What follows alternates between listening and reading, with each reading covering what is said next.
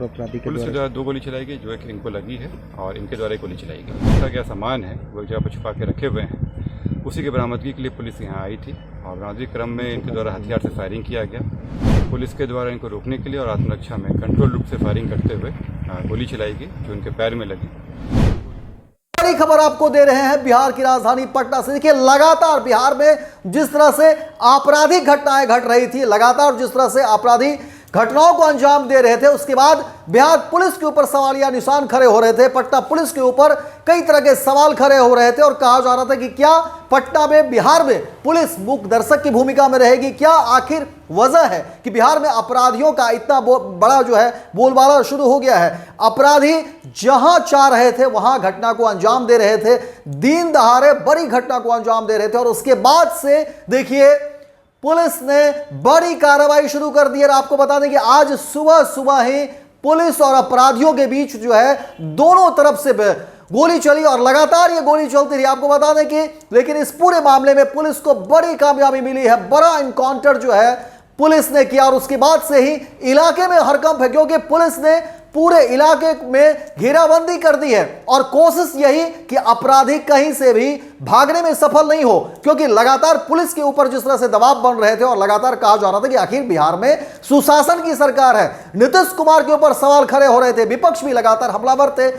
नेता प्रतिपक्ष तेजस्वी यादव ने सामने आकर के मीडिया में कई बार खुल करके मुख्यमंत्री नीतीश कुमार को लेकर के टिप्पणी की, बिहार सरकार को लेकर के टिप्पणी की और कहा कि देखिए नीतीश कुमार जो सुशासन की बात करते हैं, कहते हैं कि बिहार में मंगल राज है, बिहार में सुशासन की राज है। आखिर बिहार में हो क्या रहा है?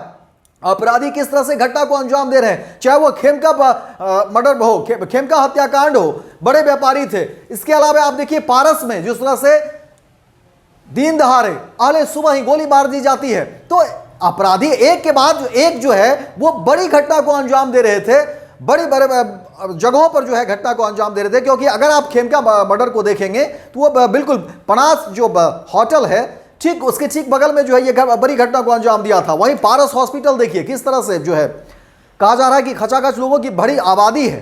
पारस हॉस्पिटल बड़ा हॉस्पिटल, वहां भी किस तरह से अपराधियों ने बड़ी घटना को अंजाम दिया और लगातार एक के बाद एक इस तरह से कहीं हथियार लहराते हुए तो कहीं फायरिंग करते हुए पटना में ही सड़कों पर जो है इस तरह से खबरें सामने आई। तो लगातार चुनौती जो है अपराधी दे रहे थे पुलिस को और पुलिस के ऊपर सवाल जो है खड़े हो रहे थे और कहा जा रहा था कि आखिर बिहार की राजधानी जहां पर सरकार बैठती है, जहां पर सब कुछ है, पुलिस के मुख्यालय है, और अगर बिहार की राजधानी सुरक्षित नहीं हो, जहां पर सब कुछ मौजूद है, इंफ्रास्ट्रक्चर इतना व्यवस्थित है, हर जगह जगह पर जो है पुलिस नाके है, पुलिस चौकी है, पुलिसिया व्यवस्था है, अगर वहां पर अपराधी आपको अगर चुनौती दे रहा हो तो फिर समझिए बिहार के जो सुदूर इलाके हैं, जो अलग दूर दराज के इलाके हैं, वहां की स्थिति क्या होगी? आखिर अपराधी वहां किस तरह से जो है घटना को अंजाम दे रहे होंगे, अपराधियों का मनोबल वहां कितना बढ़ रहा होगा?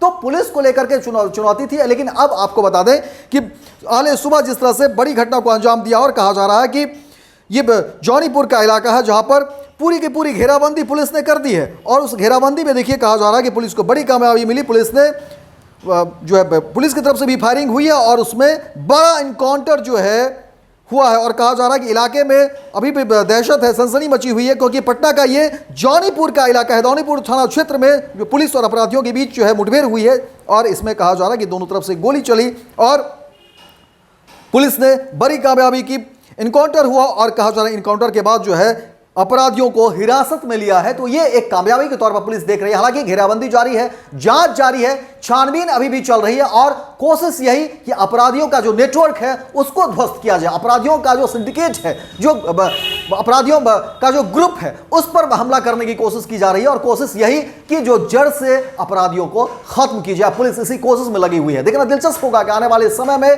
पुलिस और क्या कुछ इसमें जो अपडेट जुटा पाती है, लेकिन इस मुठभेड़ में बड़ी कामयाबी पुलिस को हाथ लगी। पुलिस गोली का जवाब गोली से फिर देने लगी। कुछ दिन पहले 12 तारीख को यहाँ एक घटना हुई थी जिसमें फायरिंग करते हुए डकैती की घटना की गई थी, जिसमें चेन मोबाइल वगैरह लूट लिया गया था। उसी में जब अनुसंधान चल रहा था तो उसमें जो व्यक्ति इन्वॉल्व थे, दीपक कुमार नाम के व्यक्ति, उनको गिरफ्तार किया गया। उनसे जब पूछताछ चल रही थी तो उनके द्वारा बताया गया कि पूर्व में भी इस तरह की काफ़ी घटनाएं कर चुके हैं, जिनका इनका संपत्ति मूलक अपराधों में एक लंबा चौड़ा इतिहास है। इनके द्वारा बताया गया कि जो लूटा गया सामान है वो जगह पर छुपा के रखे हुए हैं, उसी की बरामदगी के लिए पुलिस यहाँ आई थी और बरामदगी क्रम में इनके द्वारा हथियार से फायरिंग किया गया। पुलिस के द्वारा इनको रोकने के लिए और आत्मरक्षा में कंट्रोल रूप से फायरिंग करते हुए गोली चलाई गई जो इनके पैर में लगी। गोली लगते ही इनको तुरंत उपचार के लिए एम्स भेजा गया, जहाँ से इनको फर्दर इलाज के लिए PMCH भेज दिया गया है।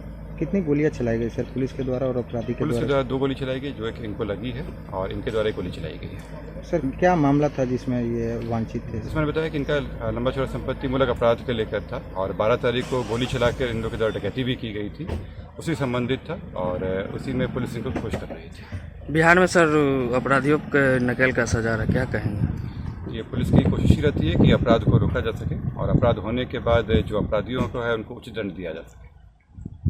गोल, जहां 27 वर्षों के सफर में 17,000 से भी अधिक छात्रों ने डॉक्टर एवं इंजीनियर बनकर भरे सफलता की ऊंची उड़ान, जहां साधारण छात्र भी बिहार टॉपर्स बनकर बना रहे इतिहास। दूरदर्शी शिक्षाविद श्री बिपिन सिंह के मार्गदर्शन में मेडिकल एवं इंजीनियरिंग के लाखों छात्रों के लिए आशा की किरण के रूप में गोल, द रिजल्ट फैक्ट्री।